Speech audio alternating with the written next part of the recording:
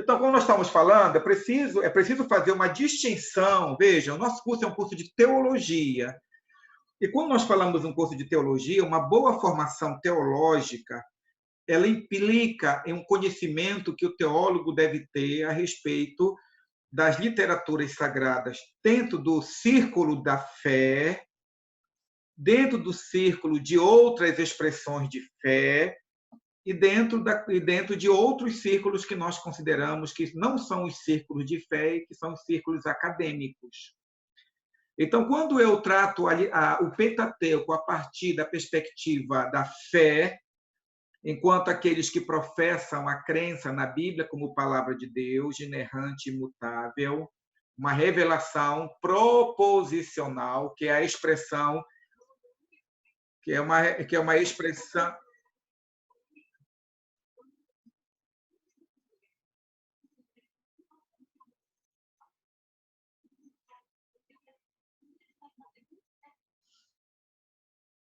E essa percepção que nós temos a respeito da Bíblia, né, é uma percepção que nos possibilita perceber que existem outros círculos de teológicos e outros círculos de fé que não possuem a mesma perspectiva que nós temos ou que você tem a respeito da Bíblia. Por isso, quando eu falei sobre o Pentateuco, quando eu disse que é preciso perceber a perspectiva que nós temos a respeito da Bíblia enquanto aquela que é objeto de fé, de crença do cristianismo, e eu estou dizendo, então, que existe uma perspectiva, uma visão da Bíblia a partir de determinados referenciais históricos e teológicos. Quando eu falo da Bíblia, ou quando eu falo do Pentateuco como literatura sagrada, e uma literatura sagrada que é crida e que é valorizada por outro círculo religioso, eu estou lembrando a vocês, como teólogos, né, como aqueles que estão estudando teologia, que existem outras tradições religiosas que encaram o Pentateuco por uma outra perspectiva, como, por exemplo, o judaísmo. O judaísmo ele tem o Pentateuco como literatura sagrada, como palavra de Deus. Contudo, mesmo ou em considerando o Pentateuco como palavra de Deus, existe uma diferença quanto à percepção do judaísmo a respeito do que é o Pentateuco, né? E depois nós falamos sobre o outro círculo, que é o círculo desenvolvido pelos acadêmicos, certo? No âmbito intelectual, no âmbito dos estudos da teologia, nós vamos perceber que não poucos teólogos eles estudam a literatura veterotestamentária sob uma perspectiva, não uma perspectiva de fé, não uma perspectiva do sobrenatural, não uma perspectiva da Bíblia enquanto palavra de Deus. Para esses teóricos, para esses teólogos, esses pesquisadores da literatura sagrada judaica e cristã, a Bíblia é um livro comum que expressa a fé de um povo antigo, e essa fé de um povo antigo ainda se faz presente como matéria de fé daqueles que professam tanto o cristianismo quanto o judaísmo. Por isso, quando nós estamos estudando o Pentateuco, é preciso que você, como aluno de teologia, que você desenvolva a habilidade, a capacidade, a sensibilidade de fazer essas diferenças. Porque na medida em que você vai dialogar com outras pessoas, você precisa entender sobre de qual espaço, de qual lugar essa pessoa está debatendo com você. Porque, de repente, você vai discutir sobre o Pentateuco e sobre a Bíblia como literatura, e para você, de repente, a Bíblia seja um livro comum.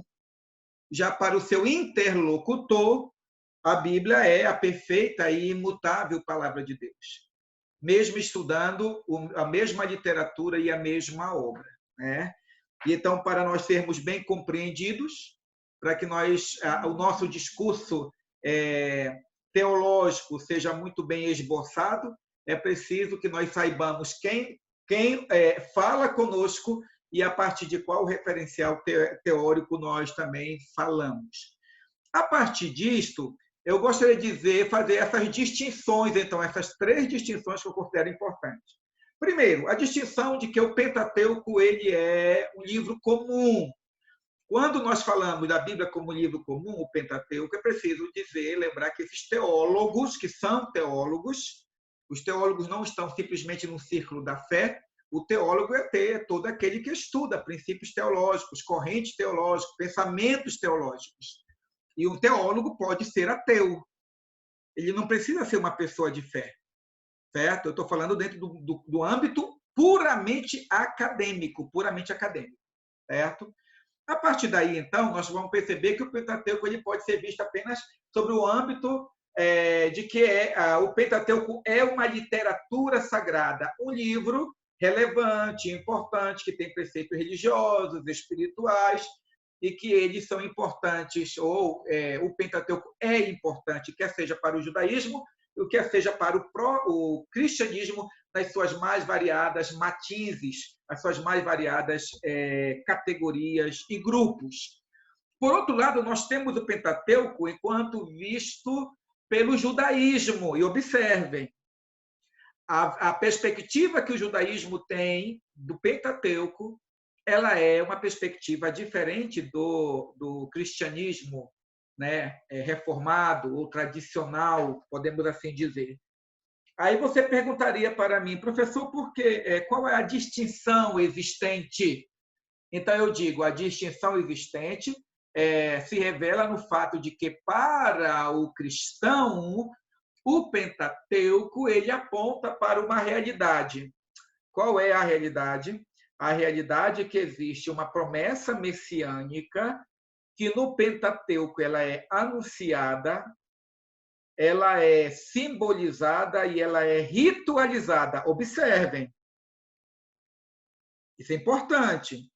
E eu espero que vocês estejam escrevendo isso, anotando aí, certo? Fazendo acréscimos, porque o que eu estou falando certamente não está na apostila, certo? Então, o que eu estou mostrando para vocês... Professor, Pois não, minha querida. dá licença, é a Paula. Repete, por favor, porque eu estou digitando e eu não quero perder nada. Repete, por gentileza, sobre os 3 destaques que Eu ia pedir a mesma coisa. Veja, eu estou gravando também.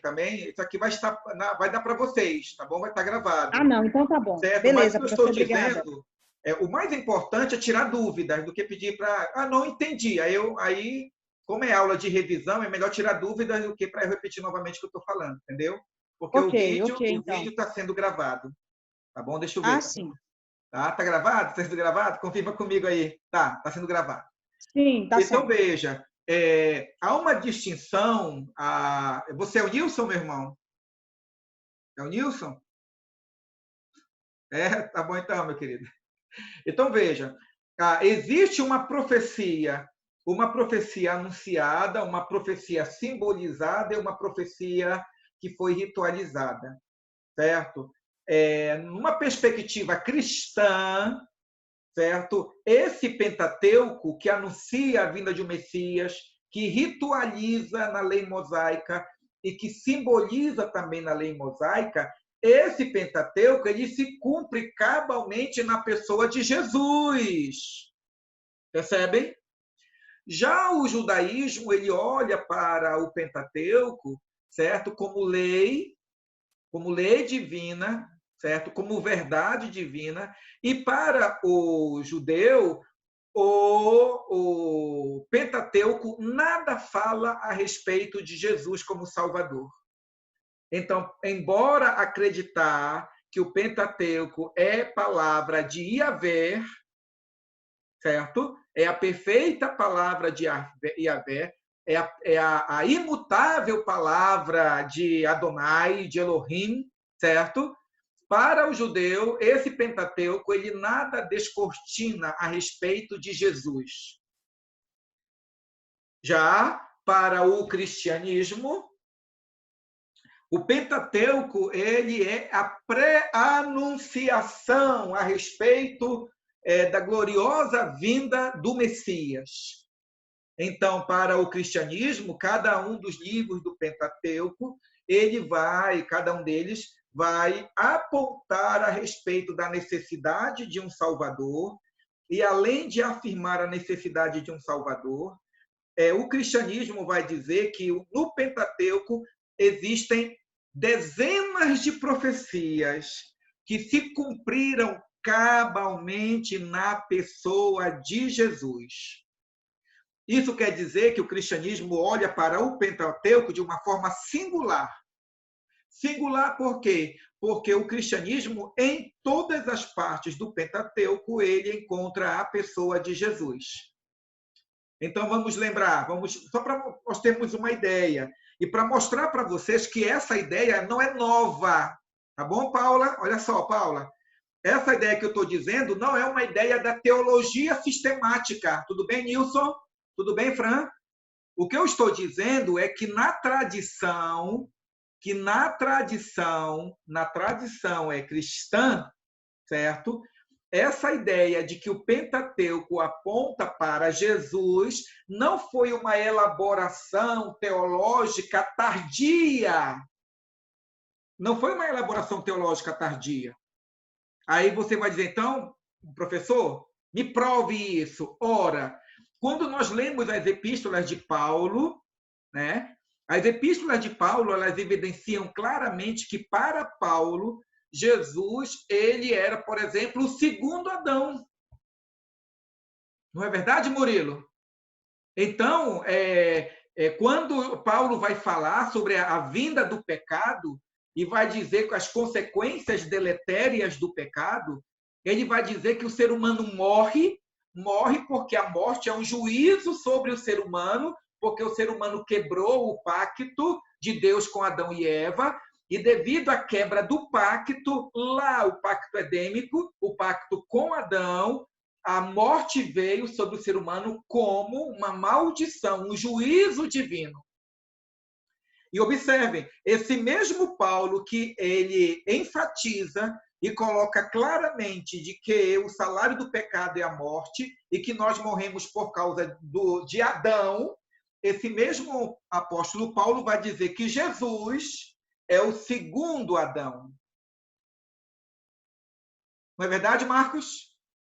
Então, esse segundo Adão mostra claramente que na mente do apóstolo Paulo, o Pentateuco apontava para Jesus. O Pentateuco indicava para Jesus. Certo? E aí nós pensamos, por exemplo, em outro momento do Evangelho, e quando eu estou falando do Evangelho, eu estou falando de uma literatura sagrada, de uma literatura tipicamente cristã, originária, que foi produzido nos primeiros anos, né, nas primeiras décadas pós-ascensão de Jesus. Quer dizer, o cristianismo originário também tinha por certo que esse Jesus ele era o cumprimento das profecias do Pentateuco. Isso quer dizer, então, que o cristianismo originário lia o Pentateuco como literatura sagrada, mas já no primeiro século. Observe aí, Gessé. Observe aí, Angélica, que o cristianismo, já no primeiro século, já atribuía à pessoa de Jesus o status de ser o cumprimento profético da lei mosaica. Aí, então, o Murilo, que está prestando atenção, vai dizer, mas como assim, professor?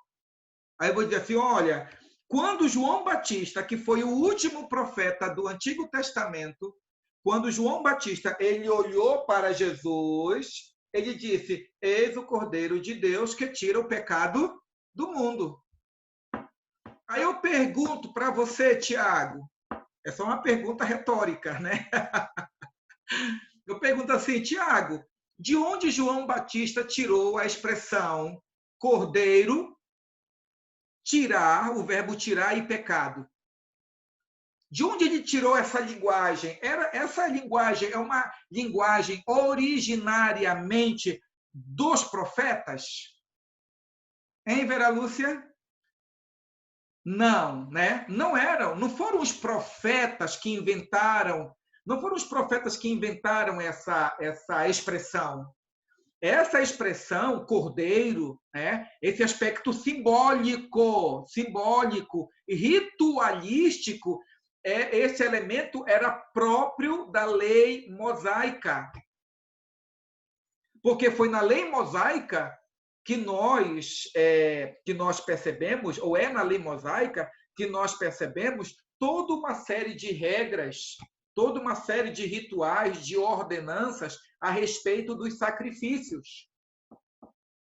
Portanto, quando João Batista diz: "Eis o Cordeiro de Deus que tira o pecado do mundo", certo? Esse último profeta do Antigo Testamento, porque o Antigo Testamento vigorou, a Antiga Aliança vigorou até João Batista, né? Então, isso mostra claramente que para a igreja primitiva, Jesus não era qualquer pessoa. Observa aqui, olha só. Certa feita, Jesus perguntou para os apóstolos: o que pensam as pessoas a respeito do Filho do Homem? Né? O que eles dizem a meu respeito?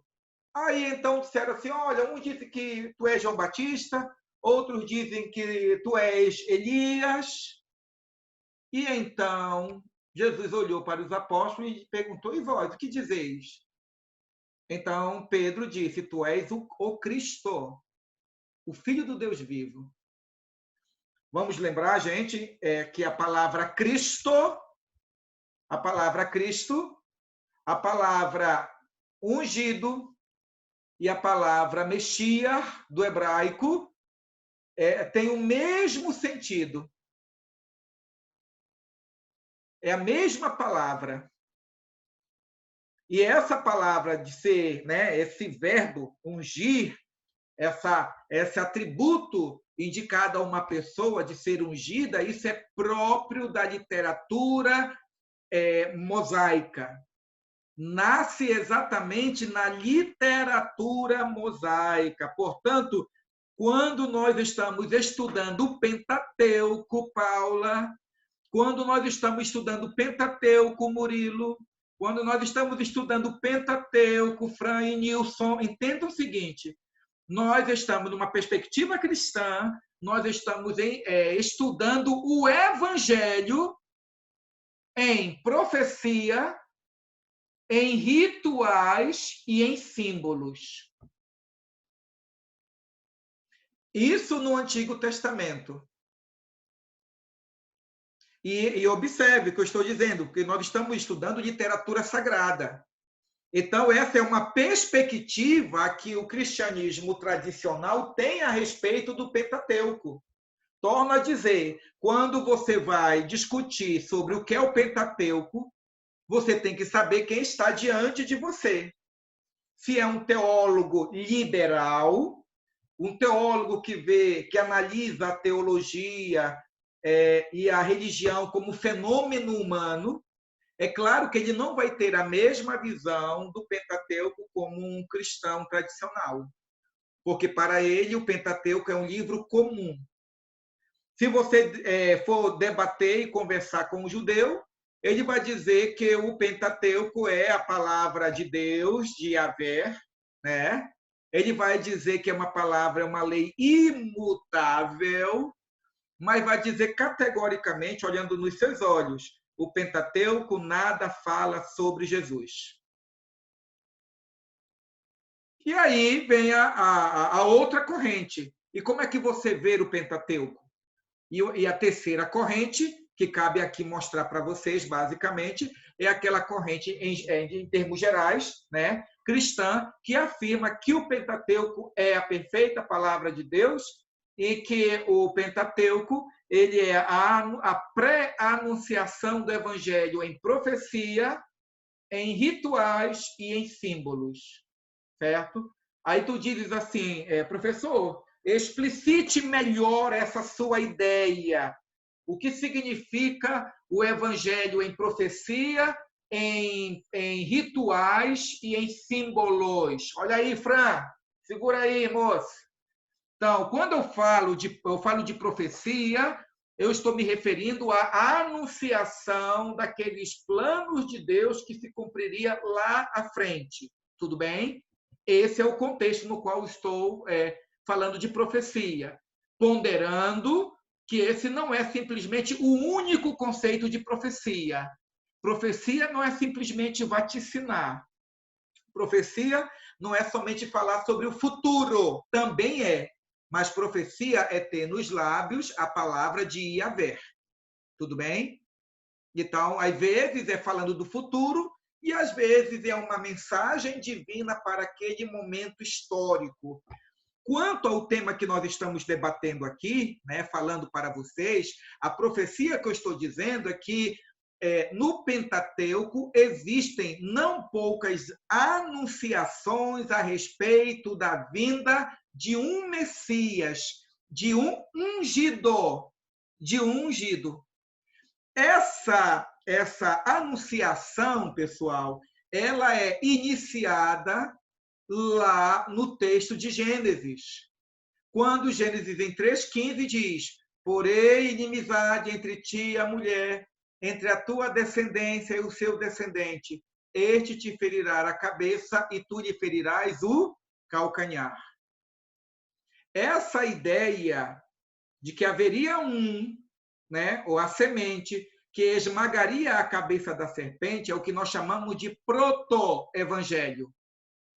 A primeira anunciação do evangelho segundo a teologia bíblica e, posteriormente, segundo a teologia sistemática. Esse que seria a semente da mulher, essa anunciação de um Salvador, vai ser confirmada de N formas, certo? Ele vai ser ritualizado, ele vai ser simbolizado.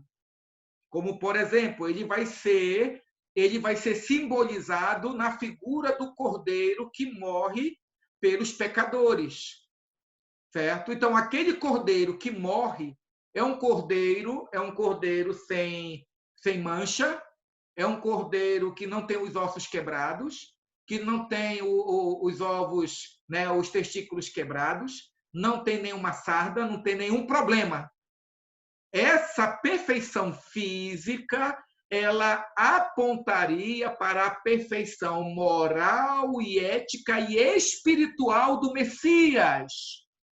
Tudo bem, Nilson? Está captando aí? Ótimo, excelente. Então, aqui está o símbolo. Agora, existiam os rituais. E o ritual indicava o procedimento, as atitudes que deveriam ser tomadas para se efetuar determinado ritual, determinada prática litúrgica. Então, dizia assim, olha, é preciso que o animal ele seja morto de 1 ano, não pode ter defeito, e assim por diante. Então, essa ritualização do processo de morte de um inocente a favor do pecador aponta para o fato de que o Pentateuco ele foi idealizado com a intenção de apontar sobre realidades para além daquilo que era ritualizado e simbolizado. Vou dar um exemplo para vocês aqui. Quando a Páscoa foi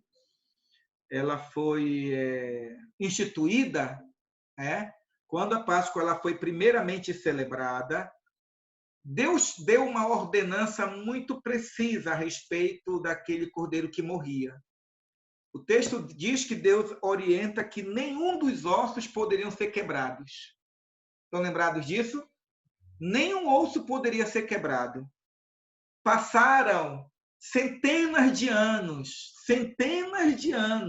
mais de 1000 anos, o povo de Israel repetindo o mesmo ritual, participando da mesma festa, celebrando a mesma festa.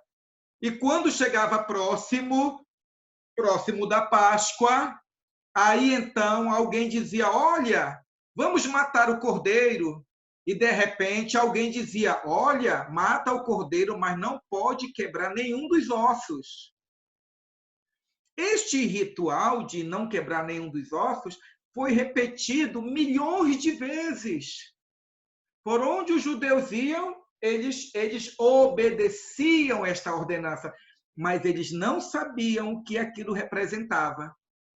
Quando Jesus Cristo ele foi posto naquele maldito madeiro, e quando os soldados foram ao encontro de Jesus para quebrar-lhe as pernas, estão lembrados? Marcos, dá um like aí, tá lembrado disso, Marcos?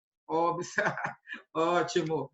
Então, quando foram quebrar os ossos de Jesus, não por maldade, mas seria o último ato de misericórdia, né?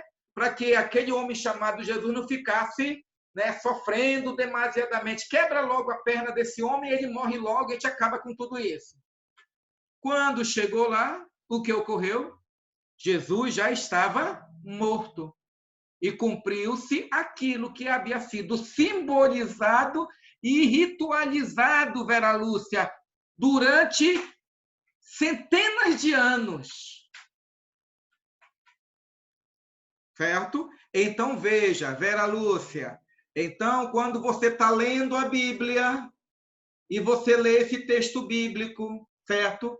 E o seu coração estremece e você lembra lá do texto de Êxodo, Deus estabelecendo a Páscoa, lembre isso. Isso ocorre porque a sua perspectiva sobre o Pentateuco é uma perspectiva cristã, através da qual você diz que o Pentateuco é o evangelho profetizado, é o evangelho ritualizado e é o evangelho simbolizado. Você é capaz de ver na literatura mosaica indícios ou afirmações fortes de que a literatura veterotestamentária ela foi escrita com um objetivo. E o objetivo foi preparar as pessoas, ou em especial o povo de Israel, para a vinda do Messias. E esse Messias, o nome dele era Jesus. Então, esse Jesus que vem, ele vem exatamente para cumprir as ordenanças, os rituais do Pentateuco. E aí é preciso, veja, é preciso você ver que há uma correlação entre o Antigo e o Novo Testamento. Tudo bem, Nilson? Observem, o Antigo e o Novo Testamento, eles não militam entre si. Numa perspectiva cristã, eles são complementares. Digita aí, Ana Paula, a 1000 por hora. Eles não são conflitantes, numa perspectiva cristã, mas eles são complementares. E eu quero mostrar isso para vocês. Mostrar, enfatizando no Pentateuco, que é a nossa disciplina agora, o Pentateuco. Quando você quando você abre o Novo Testamento, o primeiro livro do Novo Testamento é Mateus. Ele não foi escrito por primeiro. Mas, no cânon cristão, ele foi colocado como o primeiro livro do Novo Testamento. Aí eu pergunto para vocês, para quem foi escrito o Pentateuco? Resposta: o Pentateuco ele foi escrito para judeus, Vera Lúcia, para comunidades judaicas, certo? Para judeus que estavam começando a ouvir falar sobre Jesus. E observe, Marcos, o que Mateus escreve. Esta é a genealogia de Jesus Cristo, filho de Davi, filho de Abraão. Abraão, e a história de Abraão está em qual bloco da literatura sagrada? A história de Abraão está no Pentateuco, não é não, Vera Lúcia? A história de Abraão está no Pentateuco. Aí eu pergunto, o que é que o escritor do livro de Mateus, do Evangelho de Mateus, quer provar? Que o Novo Testamento ele é contrário ao Antigo Testamento, Ana Paula? Que o Novo Testamento é um conceito inverso, completamente diferente do Pentateuco, Marcos? Resposta: claro que não. O escritor de Mateus está dizendo: olha, eu vou contar uma história para vocês, a mais maravilhosa história. O evangelho profetizado, simbolizado e ritualizado no Pentateuco se cumpriu na pessoa de Jesus. Ele é o filho de Davi, mas também ele é o filho de Abraão. Estes assuntos são extremamente empolgantes e nós estaremos numa outra videoaula desenvolvendo essas temáticas.